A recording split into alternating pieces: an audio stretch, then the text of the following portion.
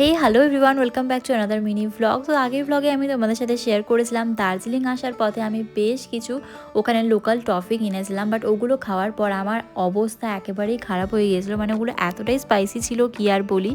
অথচ আমি স্পাইসি খাবার খাই, বাট ওটা এতটাই পরিমাণে ঝাল ছিল যে ওটা খাওয়ার পর আমার চোখের জলে নাকের জলে অবস্থা হয়ে গিয়েছিলো।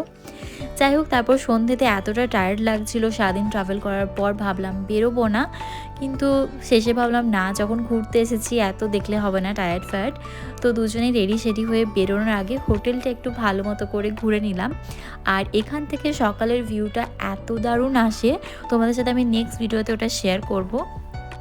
এখান থেকে দার্জিলিংয়ের মল রোড একেবারেই সামনে, মানে 10 মিনিটসের মতো। বাট সবচেয়ে যেটা বিরক্তিকর ব্যাপার লাগছিল আমার, প্রতিবার আসা যাওয়া রিজার্ভ করে 800 টাকার কমে ওরা নেবে না।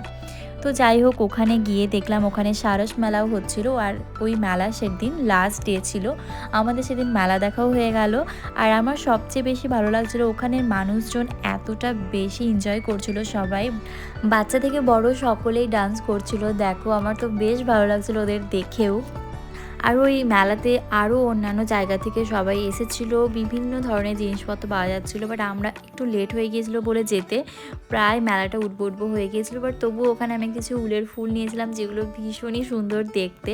তারপর ডিনার সেরে ফিরলাম হোটেল। তো এরমভাবেই দার্জিলিংয়ের ফার্স্ট ডের ইভিনিংটা আমাদের কাটলো। বাকিটা শেয়ার করব তোমাদের সাথে নেক্সট মিনি ভ্লগে। এখনকার মতো টাটা, সবাই খুব ভালো থেকো, সুস্থ থেকো।